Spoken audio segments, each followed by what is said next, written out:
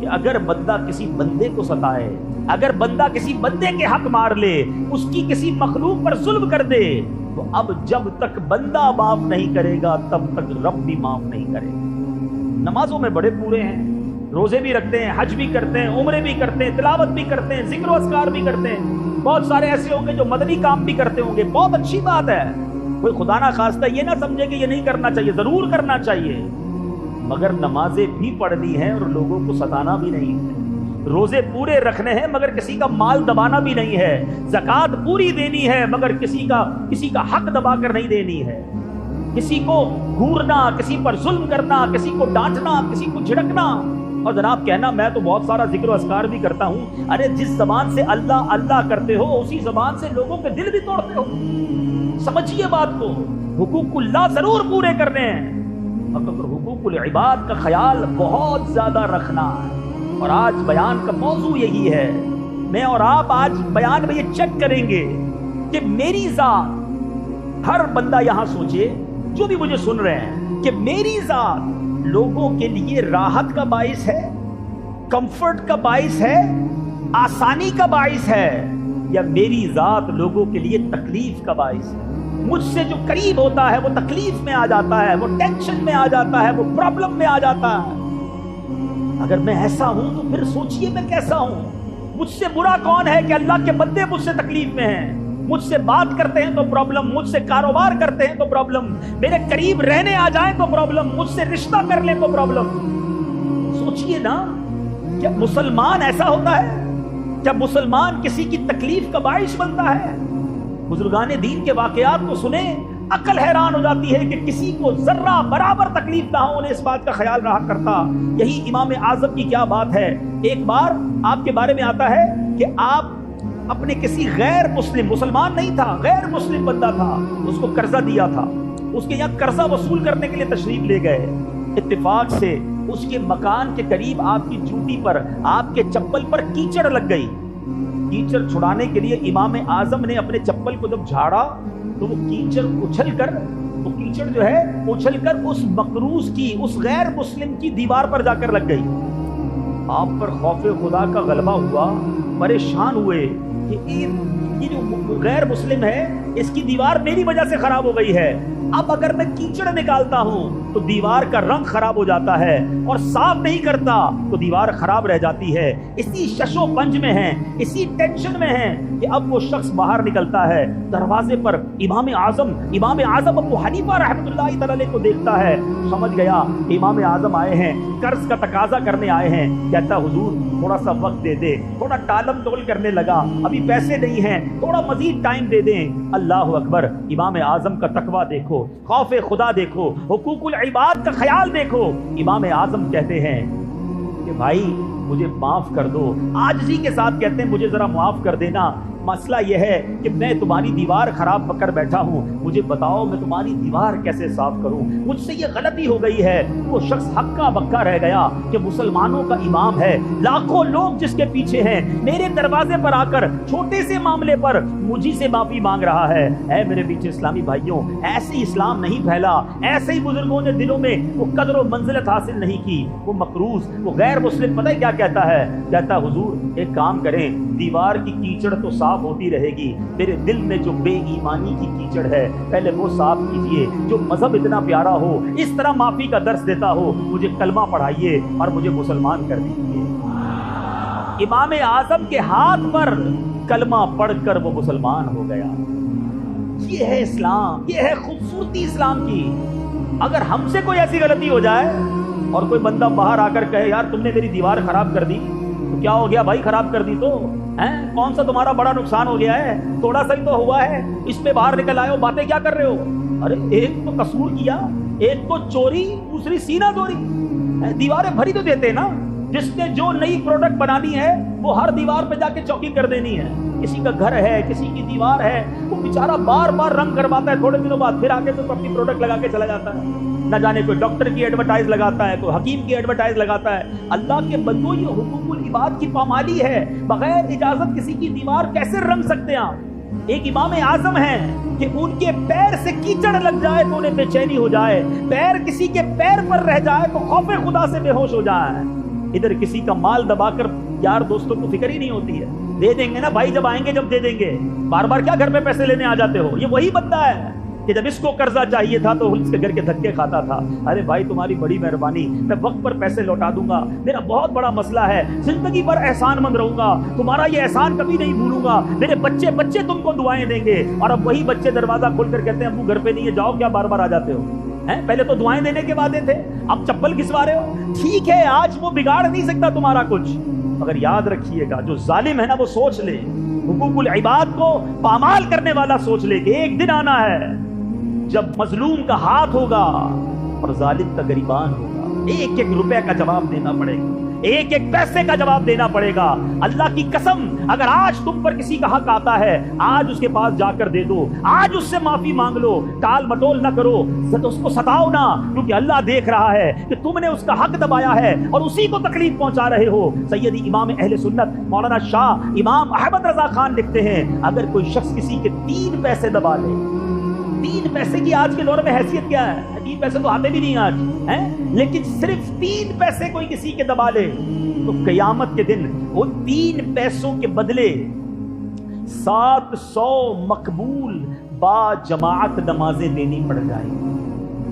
3 پیسوں کے بدلے. اب حساب کر لے جس نے ہزاروں دبائے ہیں, حساب کر لے جس نے لاکھوں دبائے ہیں, حساب کر لے جس نے کروڑوں دبائے ہیں, حساب کر لے جس نے زمینیں دبائی ہیں, حساب کر لے جس نے یتیموں کے پیسے دبائے ہیں, حساب کر لے جس نے اپنی بہن کا وراثت سے حصہ دبا لیا ہے. اچھا کچھ لوگ ہوتے ہیں جو حساب کتاب بھول جاتے ہیں, ہم سے کاروبار کیا یا ہم نے قرضہ دیا اور بیچارہ لینے والا ہی بھول گیا یا اس کا انتقال ہو گیا. بندہ کہتا ہے چلو بھول گیا تو سارے میرے ہی ہو گئے نا, انتقال ہو گیا, اب اس کے بچوں کو تو پتا نہیں ہے, اسے نہیں پتا, اس کے بچوں کو نہیں پتا, وہ بھول گیا ہے مگر رب نہیں بھولتا. اللہ کے یہاں سب لکھا ہوا ہے, وہ دیکھ رہا ہے, تمہیں خود جا کر اس کا حساب چکتا کرنا ہوگا. معافی مانگیے, لوٹا دیجئے. کہیں بھی اگر آپ پر کسی کا حق آتا ہے تو لوٹائیے, دل دکھایا ہے تو معافی مانگ لیجئے. دن ہے معافی مانگنے, یہ دن ہے بندوں کو راضی کرنے کے. کاش میں اور آپ اپنی زندگی کا یہ مقصد بنا لیں کہ میری ذات سے کسی کو تکلیف نہ پہنچے. مسلمانوں کو تکلیف دینے والے غور سے سنیں. اللہ تعالیٰ پارہ نمبر 30 سورہ البروج آیت نمبر 10 میں ارشاد فرماتا ہے ان الذین فتنوا المؤمنین والمؤمنات ثم لم يتوبوا فلهم عذاب جہنم ولهم عذاب الحریق. بے شک جنہوں نے ایذا دی, ایذا کہتے تکلیف کو, بے شک جنہوں نے تکلیف دی مسلمان مردوں اور مسلمان عورتوں کو پھر توبہ نہ کی تو ان کے لیے جہنم کا عذاب ہے اور ان کے لیے آگ کا عذاب ہے. تفسیر صراط الجنان میں مفتی قاسم صاحب اس آیت کریمہ کے تحت لکھتے ہیں بے شک وہ لوگ جنہوں نے مسلمان مردوں اور عورتوں کو اذیتیں دے کر آزمائش میں مبتلا کیا پھر اپنے اس عمل سے توبہ نہ کی تو ان کے لیے آخرت میں جہنم کا عذاب ہے اور ان کے لیے قبر میں بھی آگ کا عذاب ہے. کچھ لوگ کہتے ہیں یار میرا کوئی بگاڑ نہیں سکتا, میرا بڑا روب ہے, ہاں میرے خاندان میں میرے آگے کوئی بات نہیں کر سکتا, محلے میں میری ایسی بات ہے جو میں کہہ دوں وہ ہو جاتا ہے, میرے آفس میں میرا بڑا ہولڈ ہے, میں فلاں یونین کا بڑا ہوں, میں فلاں علاقے کا بڑا ہوں, میری جناب اپنے خاندان میں بڑی بات ہے. ٹھیک ہے آج آپ کے سامنے کوئی بولتا نہیں ہے, آپ جو کہتے ہیں مجبوراً لوگ کر لیتے ہیں, آپ انصاف کریں یا نا انصافی کریں لوگوں کو ماننا پڑتا ہے. مگر یہ آج ہے نا, جب مرنے کے بعد اللہ کی بارگاہ میں جاؤ گے تو ان ظلموں کا کیا جواب دو گے, ان تکلیفوں کا کیا جواب دو گے, ان دل آزاریوں کا کیا جواب دو گے. بندہ کہتا ہے سامنے والا بس کچھ نہیں بگاڑ سکتا میرا کوئی. یاد رکھیے گا میٹھے اسلامی بھائی, اللہ کی لاٹھی کہتے ہیں نا بے آواز ہے. جب وہ حساب کرتا ہے تو بڑے بڑے سورماؤں کو ہم نے خاک پر لیٹے دیکھا, کبھی بڑا بول نہ بولنا, کبھی اترانا نہیں, کبھی تکبر نہ کرنا, لوگوں کے خیر خواہ بن جاؤ کہ لوگوں کی دعائیں تمہارے ساتھ ہوگی تو تمہارا بیڑا پار ہو جائے. زندگی کا ایک مقصد بنائیے اسلامی بھائیوں کہ میں نے لوگوں کی دعائیں لینی ہیں, لوگوں کی ہائے نہیں لینی ہے. جو دعائیں لیتے ہیں نا وہ کامیاب ہو جاتے ہیں اور جو لوگوں کی ہائے لیتے ہیں, لوگوں کی بد دعائیں لیتے ہیں, تھوڑے عرصے تک تو شاید اونچے رہتے ہیں, پھر ایسے برباد ہوتے ہیں کہ ان کا نام لینے والا بھی کوئی باقی نہیں بچتا. نبی پاک نے مسلمانوں کو تکلیف نہ دینے کے بارے میں حدیث پاک میں کیا ارشاد فرمایا؟ میرے آقا فرماتے ہیں تم لوگوں کو اپنے شر سے محفوظ رکھو، یہ ایک صدقہ ہے جو تم اپنے نفس پر کرو گے۔ یعنی میں اگر کسی کو فائدہ نہیں پہنچا سکتا تو کم از کم میری ذات سے کسی کو تکلیف تو نہ پہنچے نا۔ ایک اور جگہ نبی پاک فرماتے ہیں، کیا تم جانتے ہو؟ صحابہ سے پوچھا مسلمان کون ہے؟ صحابہ کرام نے عرض کی اللہ پاک اور اس کا رسول صلی اللہ علیہ وسلم زیادہ جانتے ہیں۔ ارشاد فرمایا مسلمان وہ ہے جس کی زبان اور ہاتھ سے دوسرے مسلمان محفوظ رہے۔ ارشاد فرمایا تم جانتے ہو کہ مومن کون ہے؟ صحابہ کرام نے عرض کی حضور اللہ پاک اور اس کا رسول صلی اللہ علیہ وسلم بہتر جانتے ہیں۔ ارشاد فرمایا مومن وہ ہے جس سے ایمان والے اپنی جانوں اور مالوں کو محفوظ سمجھیں، اور مہاجر وہ ہے جو گناہ کو چھوڑ دے اور اس سے بچے۔ اب سوچئے کہ ہماری، میں نے وہی شروع میں بات کی نا کہ میری ذات سے لوگوں کو امن فیل ہوتا ہے، سکون فیل ہوتا ہے، اپنے آپ کو محفوظ سمجھتے ہیں، یا ہم سے ٹینشن میں آ جاتے ہیں، ہم سے تکلیف میں رہتے ہیں، ڈرتے ہیں لوگ؟ نہیں میرے پیچھے اسلامی بھائیوں، اس سے برا مسلمان کون ہے کہ جس سے مسلمان ڈرتا ہو؟ بات کرنے میں ڈرے، کاروبار کرنے میں ڈرے، پیسے دینے میں ڈرے، رشتہ داری کرنے میں ڈرے، وہ کیسا مسلمان ہے؟ اللہ کے حبیب صلی اللہ تعالیٰ علیہ وسلم کے فرامین سنیے، میرے آقا علیہ الصلوۃ والسلام کیا فرماتے ہیں۔ اللہ کے حبیب نے فرمایا، جیسا کہ ابھی ہم نے سنا کہ مسلمان وہ ہے جس کی زبان اور ہاتھ سے دوسرا مسلمان محفوظ رہے۔ ایک جگہ میرے آقا فرماتے ہیں ہر مسلمان کا خون، مال اور عزت دوسرے مسلمان پر حرام ہے۔ کسی کا مال نہیں لے سکتے، کسی کی عزت نہیں، کسی کا خون کیسے بہا سکتے ہیں، یہ حرام ہے۔ اور ایک اور جگہ اللہ کے حبیب فرماتے ہیں، اور یہ حدیث اللہ کرے آج یاد ہو جائے، مسئلہ حل ہو جانا ہے، یاد سمجھ لیں، بیان کا جس کو سینٹرل آئیڈیا کہیں نا، بہترین جو موڑ ہے، یہ بہترین حدیث ہے، اللہ کرے یاد ہو جائے، بڑی آسان حدیث ہے۔ میرے آقا فرماتے من آذا مسلمن فقط آذانی، جس نے کسی مسلمان کو تکلیف دی اس نے مجھے تکلیف دی۔ آگے فرمایا ومن آذانی فقط آذ اللہ، جس نے مجھے تکلیف دی اس نے اللہ کو تکلیف دی۔ اب ذرا سوچ لیجیے بات کدھر تک جائے گی، ہیں جو اپنے ملازم کو تکلیف دیتے ہیں، جو اپنی اولاد کو، اپنے رشتہ داروں کو، اپنے غریب پڑوسیوں کو اور عام مسلمانوں کو تکلیف دیتے۔ سوچئے آقا نے یہ نہیں فرمایا کہ جس نے اپنے کسی رشتہ دار کو تکلیف دی، کسی مسلمان کو تکلیف دی، آپ جانتے نہیں جانتے تکلیف دینے کی اجازت نہیں ہے، لیکن آج پتہ ہی نہیں ہوتا، بس میں جاتے ہیں تو کسی مسافر کو تکلیف دے کر آ جاتے ہیں، کنڈکٹر سے لڑائی کر کے آ جاتے ہیں۔ کنڈکٹر اگر مجھے سن رہا ہے تو وہ مسافر کو برا بھلا کہہ رہا ہوتا ہے، مسافر کو تکلیف پہنچا دیتا ہے۔ ہر بندہ سوچے اگر کوئی پولیس والا بیٹھا ہے، پولیس والا نہ جانے روزانہ کتنوں کو تکلیف دیتا ہے، اسی طرح ہمیں اگر کوئی پولیس والا روک لے، چاہے غلطی ہماری ہے، ہم اس سے کس انداز میں بات کرتے ہیں، کس لہجے میں بات کرتے ہیں، کیا وہ انسان نہیں ہے کہ ہمارے پاس یہ اختیار ہے کہ جتنی گالیاں دینا ہے دے دو، جتنا برا بھلا کہنا ہے کہہ دو؟ غور کرتے جائیں، دکاندار گاہک کو تکلیف دے رہا ہے، گاہک دکاندار کو تکلیف دے رہا ہے، استاد شاگرد کو ذلیل کرتا ہے، شاگرد استاد کے بارے میں برا بھلا کہہ رہا ہے۔ آج کسی کو یہ احساس ہی نہیں ہے کہ نہ جانے روزانہ میں کتنے مسلمانوں کو تکلیف دے رہا ہوں۔ دوبارہ حدیث دہراتا ہوں، من آذا مسلمن، جس نے کسی مسلمان کو تکلیف دی، میرے آقا فرماتے ہیں اس نے مجھے تکلیف دی، اور جس نے مجھے تکلیف دی اس نے اللہ کو تکلیف دی۔ کیسے جواب دیں گے، کدھر جائیں گے؟ ویسے ہی نیکیاں نہیں ہیں، ویسے ہی ثواب کرتے نہیں ہیں، ویسے ہی اعمال نہیں ہیں۔ اور اگر قیامت کے دن یہ سارے لوگ کھڑے ہو گئے کہ یا اللہ اس نے گالی دی تھی، اے اللہ اس نے ظلم کیا تھا، مولا اس نے مال دبایا تھا، اے اللہ اس نے مجھے سب کے سامنے ذلیل کیا تھا، اے رب اس نے میری زمین دبا لی، یہ مجھے سب کے سامنے ستاتا تھا، اس دن کیا کرو گے؟ آپ کو پتہ ہے، صرف گھور کر دیکھنا، مارنا، گالی دینا، ڈانٹنا تو دور کی بات ہے، جو نظروں سے ستاتے ہیں، نظروں سے ڈراتے ہیں، سنو اللہ کے حبیب فرماتے ہیں جو اپنے بھائی کی طرف ڈرانے والی نظروں سے گھورے اللہ اسے قیامت کے دن ڈرائے گا۔ اے لوگوں کو ڈرانے والوں، اے روب جمانے والوں، اے ظلم کرنے والوں، بڑے خوش ہوتے ہو نا میرے سامنے نگاہیں نہیں ملا سکتا کوئی، نیچی نگاہ کر دو۔ روب ایسا ہوتا ہے، اتنا تکبر ہوتا ہے، کچھ لوگوں میں کہتے ہیں نیچی نگاہ کر کے بات کرو، میرے سامنے دیکھ کیا رہے ہو، پتہ نہیں کون ہے تمہارے سامنے، مجھے پہچانتے نہیں میں کون ہوں، تمہارا بیڑا غرق کر کے رکھ دوں گا، تمہاری نسلوں کو تباہ کر کے رکھ دوں گا۔ یہ بول ادا کرتے وقت خوف نہیں آتا، یہ جملہ اللہ حدیث کا کتنا ڈرانے والا ہے کہ جو آج مسلمان کو نظروں سے ڈرائے گا اللہ قیامت کے دن اسے ڈرائے گا۔ ارے جب رب ہی ناراض ہو گیا، اللہ نے قیامت کے دن بخشنے کے بجائے، معاف کرنے کے بجائے، رحمت کرنے کے بجائے اگر مجھے ڈرانا فرما دیا، ڈرانے کا حکم دے دیا، تو جائیں گے کدھر؟ اس کے سامنے کیسے کھڑے ہو سکو گے؟ نہیں میٹھے اسلامی بھائیوں، ہمارا کام ڈرانا نہیں ہے، ہمارا کام روب چھاڑنا نہیں ہے، ہمارا کام تکبر کرنا نہیں ہے۔ ہم اللہ کے عاجز بندے ہیں۔ اگر اللہ نے کوئی مقام دے دیا ہے، کوئی عزت دے دی ہے، کوئی شہرت دے دی ہے، تو اپنے بھائیوں کے ساتھ اچھا برتاؤ کرو، نرم ہو جاؤ، ان کی مدد کرو۔ کیوں ستاتے ہو لوگوں کو؟ کیوں ڈراتے ہو؟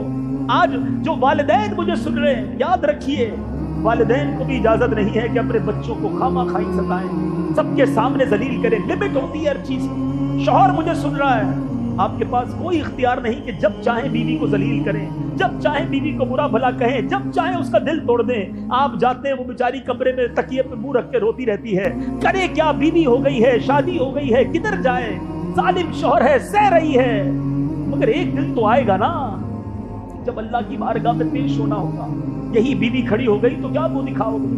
بچے ہی کھڑے ہو گئے اللہ کی بارگاہ میں کہ یا اللہ یہ باپ شراب پی کر روز آ کر ہمارے گھر میں گالیاں دیتا تھا، کدھر جاؤ گے؟ پڑوسی اگر کھڑے ہو گئے اللہ کی بارگاہ میں، کدھر جائیں گے؟ اگر بھائی بہن آ گئے کہ یا اللہ ہمارا بڑا بھائی تھا، والد کے انتقال کے بعد سارے مال پر قبضہ کر لیا، ہمیں کوئی حصہ نہیں دیا، ہم بڑے بھائی کے سامنے کچھ نہ بول سکے، اس دن ایک ایک پائی کا حساب دینا پڑے گا۔ یہی بھائی بہن اللہ کی بارگاہ میں کھڑے ہو گئے تو کیا جواب دو گے؟ یہی پڑوسی کھڑے ہو گئے تو کیا جواب دو گے؟ آپ کا ملازم، غریب ملازم جس کو پتا ہے کہ سیٹ کو کچھ بھی سامنے جواب دوں گا تو نوکری سے نکال دے گا، بیچارہ سر جھکا کے گالیاں بھی سنتا ہے، غلطی نہیں ہوتی پھر بھی تم اس پر غصہ کرتے ہو، چھوٹی سی غلطی ہوتی ہے پھر بھی برا بھلا کہتے ہو۔ وہ غریب آدمی ہے، اسے پتا ہے کچھ بھی کہوں گا کہ صاحب میری غلطی نہیں ہے، اور گالیاں دے گا، زیادہ بولوں گا تو تھپڑ مار دے گا، نوکری چھوڑ نہیں سکتا، چھوٹے چھوٹے بچے ہیں۔ ارے وہ غریب آج اکیلا ہے، مگر کل رب کی بارگاہ میں رب اس کے ساتھ ہوگا۔ اے اپنے ملازموں کو ڈانٹنے والوں، اے اپنے ملازموں پر ظلم کرنے والوں، قیامت کے دن میں دوبارہ یہ حدیث پڑھتا ہوں، اللہ کے حبیب فرماتے ہیں جو اپنے بھائی کی طرف ڈرانے والی نظروں سے گھورے اللہ تعالیٰ اسے قیامت کے دن ڈرائے گا۔ ارے اس دن کدھر جاؤ گے؟ آج معافی مانگ لو، آج لوگوں کو ستانا چھوڑ دو۔ اسی طرح کئی لوگ اپنے سسرال والوں کو ستاتے ہیں، روز نئی ڈیمانڈ ہے، لڑکی کا باپ غریب ہے، بیچارے کے پاس پیسے نہیں ہیں۔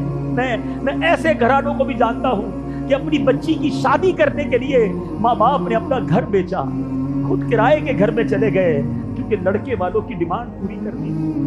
تف ہے اے نوجوان، تم پر تف ہے کہ تیری شادی کے لیے تیرے ساس اور سسر کرائے کے گھر میں چلے گئے۔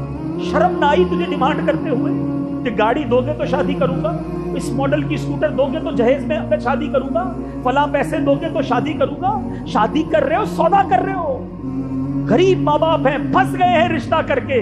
اب بچے کی ولادت کا وقت آیا، ایک اور ڈیمانڈ آئی کہ اب پہلے بچے کی ولادت کا خرچہ بھی سسرال والے دیں گے۔ ارے ان کو اپنے کھانے پینے کے لالے ہیں، دوسری بچی کی شادی کرنی ہے، مگر پہلے داماد کی اور پہلے سسرال والوں کی ڈیمانڈ ہی ختم نہیں ہو رہی ہے۔ اگر مجھے کوئی سسر سن رہا ہے، لڑکے کا باپ سن رہا ہے، لڑکی کی ماں سن رہی ہے، آج تم ڈیمانڈ کر کے سامنے والوں کو تکلیف پہنچا رہے ہو، رشوت ہے۔ علماء کہتے ہیں اس طرح کی ڈیمانڈ کرنا رشوت حرام ہے۔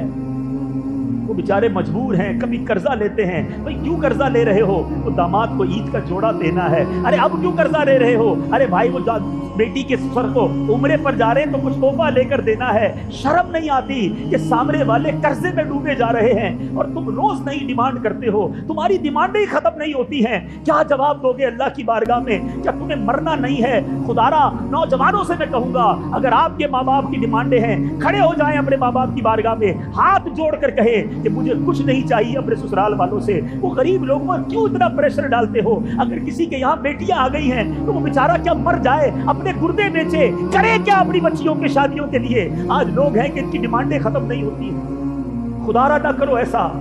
پھر حدیث سناتا ہوں، من آذا مسلمن، یاد رکھو میرے آقا کہتے جس نے کسی مسلمان کو تکلیف دی، اس مسلمان میں تمہارا سسر بھی ہے، تمہاری ساس بھی ہے، تمہاری بچوں کی امی بھی ہے، डिमांडें न करो, क्योंकि आका फरमाते जिसने किसी मुसलमान को तकलीफ दी उसने मुझे तकलीफ दी, और जिसने मुझे तकलीफ दी उसने अल्लाह को तकलीफ दी। आज बंदा दामाद बनते ही अब ससुराल वालों के लिए नई टेंशन कि दामाद साहब जब तक नहीं आएंगे खाना शुरू नहीं होगा, खाना सबसे पहले इनको देना है, गरम गरम देना है, ज्यादा देना है, वरना बाद में कहेंगे ससुराल वालों ने ख्याल नहीं रखा है। 2 बंदे एक्स्ट्रा दावत पे ड्यूटी लगाई जाती है, भाई तुमने किसी को नहीं देखना है, तुमने सिर्फ हमारे दामाद को देखना है, इसको खाना टाइम पे दे देना। तो दामाद सोचे कि मैं अपने ससुराल वालों के लिए आसान हूं या कितनी बड़ी तकलीफ हूं। जब दावत होगी उनको यही टेंशन।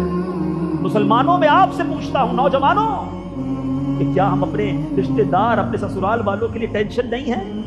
मुसलमान टेंशन नहीं होता, मुसलमान तकलीफ देने वाला नहीं होता। वही उसी तरह उन्हें बावर करा दो कि जिस तरह आपके और बेटे हैं, जिस तरह आपकी और औलाद है, मैं भी आपकी औलाद हूँ, मेरी टेंशन मत लीजिएगा। कभी ताखीर हो जाए तो दावत में खाना मत रोकिएगा, मैं आ जाऊं तो मेरा ज्यादा ख्याल की फिक्र मत कीजिएगा, मैं आपका बच्चा हूँ, बताओ उनके दिल से तुम्हारे लिए कैसे दुआ निकले।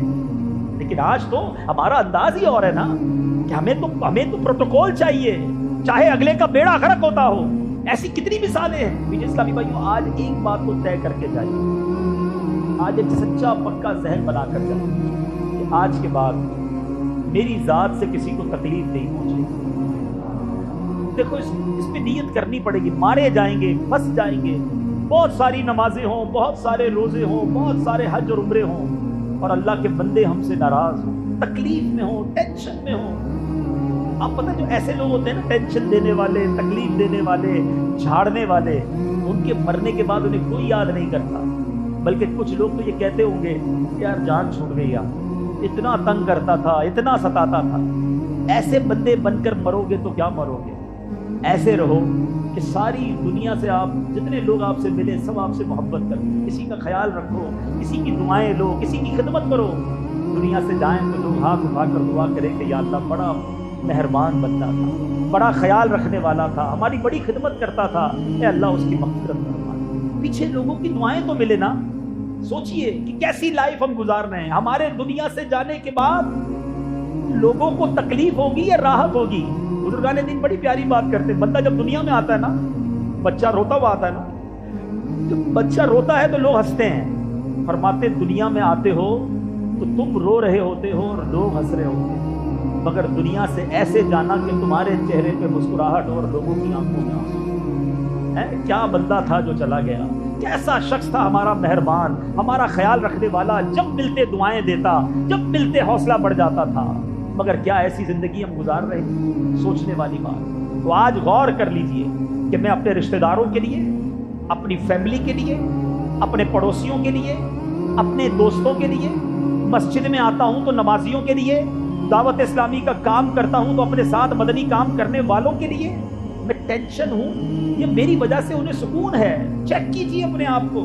और अगर वाकई आपको ये एहसास है कि वाकई यार मेरी वजह से लोग हैं बड़ी टेंशन में, तो अपने अंदाज को बदलिए, आसान हो जाइए, नरम हो जाइए, तकलीफ देने वाले न बनिए। बस आज पक्की सच्ची नियत करो कि अल्लाह का कोई बंदा, कोई बंदी, कोई इंसान मुझसे नाराज नहीं होगा, मैं नाराज नहीं करूंगा, मैं तकलीफ नहीं दूंगा, और अगर दे चुका हूं तकलीफ तो माफी मांग लूंगा, राजी कर लूंगा, क्योंकि इधर राजी करना आसान है, उधर मारे जाएंगे। अब मैं आपको 2-3 एग्जाम्पल्स बताता हूँ, हो सकता है अभी भी किसी के जहन में आ रहा हो यार मैं तो तकलीफ नहीं पहुंचाता, मैं तो किसी को, मुसलमान को परेशान नहीं करता। असल में ये भी बड़ा मसला है कि जो तकलीफ पहुंचाने वाले उनको लगता है मैं तो करता ही कुछ नहीं। उनको कौन बताए, इतनी हिम्मत भी नहीं होती है किसी की कि वो आपको बता सके कि हजरत आपकी जो बात करने का स्टाइल है ना, वो हमारा दिल किरची किरची कर देता है, आपका ये जो तंज करने का अंदाज है ना, ये हमें बहुत बुरा लगता है। ये भी हिम्मत नहीं होती है। किसकी मजाल है कि जो तुझको बता सके, हिम्मत ही नहीं होती, क्योंकि अब ये बताएंगे तो और बुरा भला कहेंगे, और सताएंगे, और डांटेंगे। सोचिए आप, ऐसे कई शौहर हैं कि बीवी 3-3 दिन तक इंतजार करती है कि शौहर का मूड ठीक हो जाए फिर बात करूं। ऐसे शौहर किसका? ऐसा शौहर अगर मैं हूं तो कैसा हूं, खुद सोचिए ना। इतना खौफ घर में, औलाद बाप से बात करने के लिए इंतजार कर रही होती है कि कब वालिद का मूड ठीक हो जाए फिर बात करें, वरना अभी बात करनी है तो गालियां ही पड़नी है। ये बाप अपने बारे में सोचे मैं कितना बुरा इंसान, ہیں؟ اسی طرح سیٹ سے اب نوکر بات کرنے میں کئی دن تک سوچتا ہے یار آج صاحب کا موڈ ٹھیک نہیں ہے، آج بات نہیں کرنا ورنہ خیر نہیں ہے، اور یہ کہہ بھی نہیں سکتا کہ حضرت آپ کے موڈ کی وجہ سے بات نہیں کر رہا ہوں، اتنی ہمت تو نہیں کرے گا نا کوئی۔ تو ایک یہ بھی پرابلم ہے کہ جس کا مزاج ایسا ہے، تنگ کرنے والا، ڈانٹنے والا، جھاڑنے والا، اس کو سمجھا بھی کوئی نہیں سکتا، اور وہ بھی سمجھ رہا ہوتا ہے میں تو بالکل ٹھیک ہوں، آئی ایم اوکے۔ نہیں جناب، آپ اوکے نہیں ہیں، آپ سے بڑی تکلیف ہے، آپ سے بڑی ٹینشن ہے، مگر پرابلم یہ ہے کہ یہ تکلیف بتانے کے لیے بھی کسی میں ہمت نہیں ہے۔ خدا را خود اپنے آپ کو چیک کرنا ہوگا کہ میں کہیں گھر میں داخل ہوتا ہوں، لوگ مسکراتے مسکراتے چپ تو نہیں ہو جاتے؟ مسکراہٹیں ختم ہو جاتی ہیں کسی کے گھر میں داخل ہونے سے، اچھا خاصا لوگ ریلیکس ہوتے ہیں، گھر میں داخل ہوتے ہی سب پہ ٹینشن، ایمرجنسی طاری۔ اب بندہ خود سوچ لے کہ میں گھر کا فرد ہوں یا پولیس انسپیکٹر ہوں، گھر پہ جاتے ہی سب ٹینشن میں آ گئے، جلدی کھانا لگاؤ ورنہ خیر نہیں ہے، کپڑے استری کر دو ورنہ ابو نے چھوڑنا نہیں ہے، جلدی جوتے پالش کرو ورنہ بڑے بھائی نے ناراض ہو جانا ہے۔ ارے بڑا بھائی ہے، والد ہے یا پولیس انسپیکٹر ہے، اپنے بارے میں سوچیں کہ میں جدھر جاتا ہوں لوگوں پر خوف طاری ہو جاتا ہے، وہ انسان اچھا نہیں ہے۔ آپ جدھر جائیں لوگوں کے چہروں پر مسکراہٹ آ جائے، کمفرٹ ہو جائے، آسانی محسوس ہو، گھر والے کہے ابو آ گئے، بھائی آ گیا ہے، ماں کہے میرا بیٹا آ گیا، ادھر تو ساری ٹینشن میں ہوتے ہیں۔ اپنے آپ کو چیک کیجیے۔ اور اب میں 2-3 ایگزامپل دے کر بیان کو ختم کرتا ہوں۔ مثال کے طور پہ اب عادت ہے نا کسی کے گھر گئے اور وہاں جا کر جناب کسی نے دعوت پر بلایا، ایک تو اس نے مہربانی کی ہمیں بلایا، ہم کیا بنے؟ مہمان کے آداب ہیں کہ جدھر بٹھائے ادھر بیٹھ جائیں، گھر میں کھانے میں عیب نہ نکالے، فرمائشیں نہ کرے، مگر ادھر ایسے مہمان ہیں کہ ان کو مہمان بنا لے، اب اپنی خیر نہیں ہے، جو گھر میں جاتی انہوں نے شروع ہو جانا ہے یار ابھی تک وہی پرانے ہی صوفے ہیں، 5 سال پہلے آیا تھا تب بھی تم نے کلر کرنے کا کہا تھا، ابھی تک کلر نہیں کروایا، یار پنکھا تو دیکھو تمہارا کتنی آواز کر رہا ہے، باہر میں نے موٹر سائیکل کھڑی دیکھی ابھی تک کوئی پھٹیچر موٹر سائیکل لے کے رکھی ہے۔ ارے بھائی بندہ بولے میں نے آپ کو کھانے کے لیے بلایا ہے، اپنے گھر کا انسپیکشن کے لیے نہیں بلایا۔ اچھا اب جب کھانا آیا تو نہیں یار میں تو چاول نہیں کھاتا، اب صاحب کے لیے روٹی ڈھونڈ کے لاؤ، میں تندور کی روٹی سے پرہیز کرتا ہوں، سلائس کھاتا ہوں، اب سلائس گھر میں نہیں ہے، اس کے لیے سلائس لے کر آؤں میں۔ اچھا کولڈ ڈرنک کا انتظام نہیں ہے مگر پہلے ہی کہہ دیا میں تو ڈائٹ بوتل پیتا ہوں، چلو بھائی اب وہ شرمندہ بھگا رہا ہے کسی کو ڈائٹ بوتل، حالانکہ ہونا یہ چاہیے کہ جو دسترخوان پر آ گیا اس کے سوا کچھ نہ منگوائے، ہو سکتا ہے وہ گھر میں نہ ہو۔ ایک بار مجھے یاد ہے ایک صاحب نے، ہم کھانے پر بیٹھے تو میزبان سے کہا کہ ٹیشو پیپر لائیے۔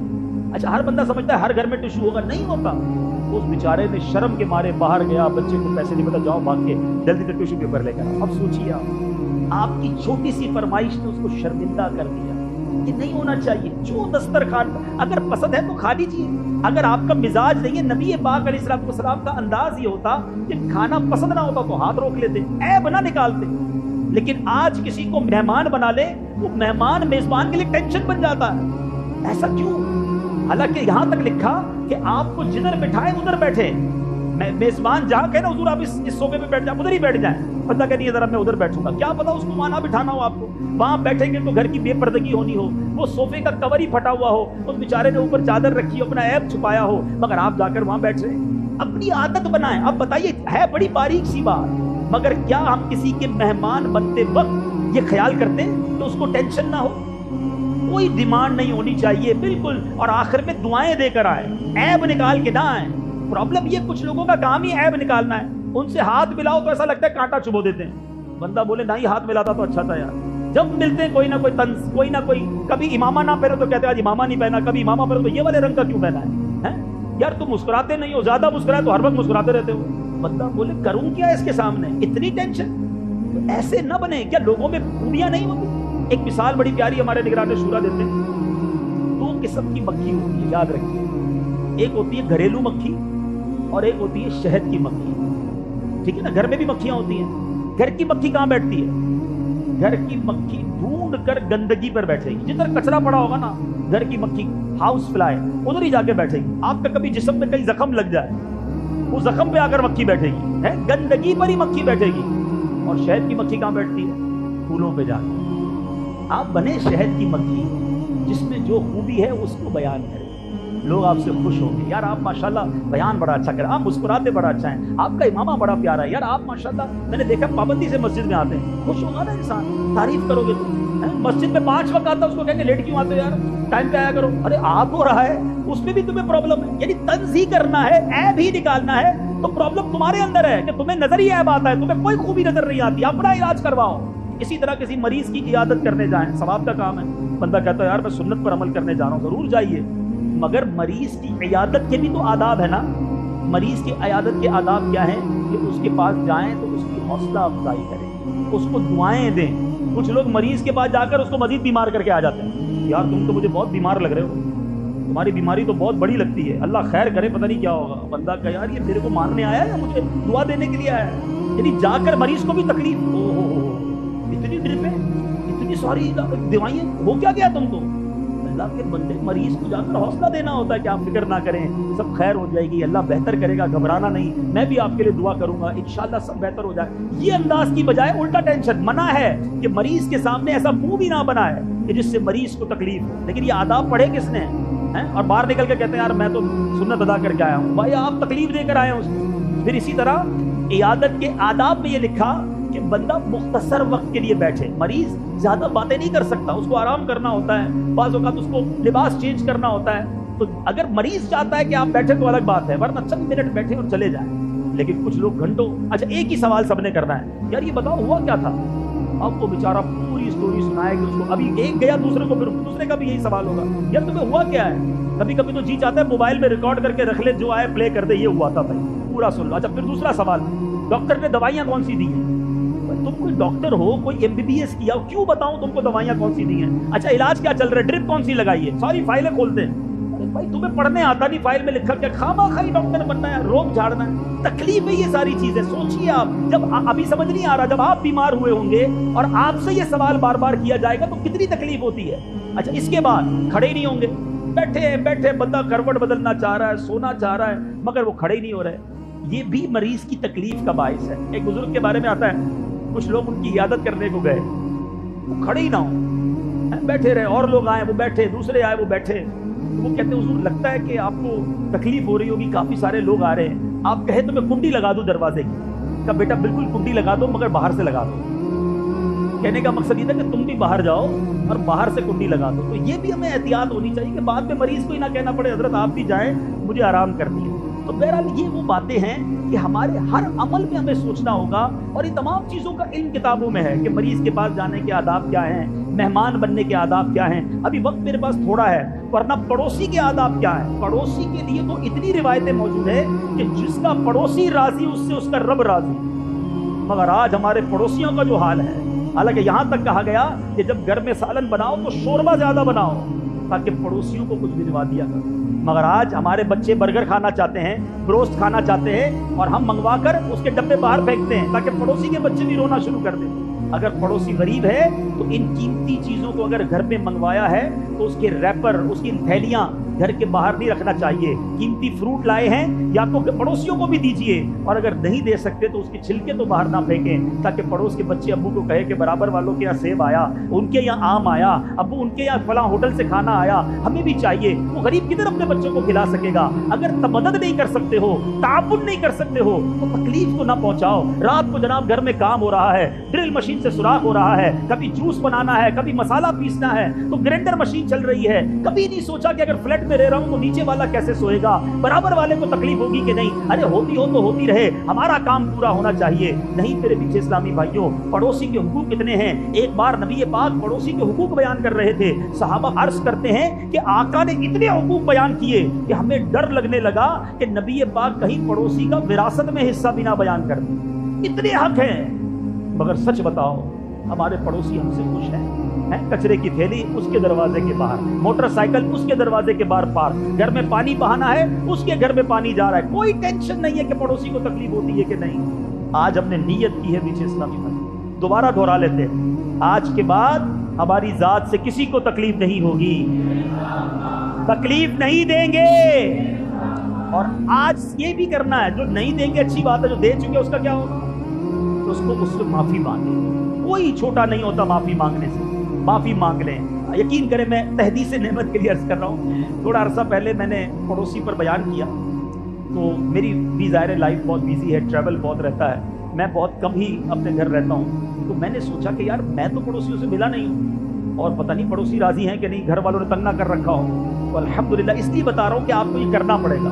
میں نے کچھ تحفے خریدے اور میں اپنے ایک ایک پڑوسی کے گھر گیا، ان کا دروازہ بجایا، میں نے کہا مجھے نہیں پتا کہ میرے گھر والوں سے آج تک کوئی تکلیف آپ کو ہوئی کہ نہیں، مگر آج ہی میں نے بیان کیا ہے، میں نے خود کئی روایتیں پڑھی ہیں اللہ کی رضا کے لیے، اگر میرے کسی خاندان والے کی وجہ سے، گھر والے کی وجہ سے آپ کو تکلیف ہوئی ہے تو مجھے معاف فرما دیں۔ اتنے خوش ہوئے پڑوسی، اتنی دعائیں دی، میں نے کچھ تحفہ بھی پیش کر دیا۔ اس سے کیا گیا، ہمارا ایک محبت بڑھ گئی اور پیار بڑھ گیا۔ مصیبت میں یاد رکھیے گا، جب آپ گھر پر نہیں ہیں نا اور آپ کے گھر پہ کوئی آفت آئے گی، سب سے پہلے جو ریئیکٹ کر سکتا ہے وہ آپ کا امیجیٹ پڑوسی کر سکتا ہے۔ بالکل برابر کے گھر والا آگ بجھانے میں، گھر پہ کسی کو ہاسپٹل پہنچانے میں، کسی بھی تکلیف پہ سب سے پہلے جو آپ کی مدد کر سکتا ہے وہ آپ کا پڑوسی کر سکتا ہے۔ مگر اس کو اتنا ستایا ہوا ہے کہ گھر میں کوئی تکلیف ہو، کہ بیڑا غرق ہوتا ہو تو ہو جائے، میں تو پہلے ہی اس سے پریشان بیٹھا ہوں، ایسا نہ کیجیے۔ تو میں یہ سمجھانا یہ چاہ رہا ہوں کہ اپنے پڑوسیوں سے، اپنے رشتہ داروں سے، اپنے ملازمین سے مانگ لیجیے معافی۔ معافی مانگنے سے بندہ چھوٹا نہیں ہوتا،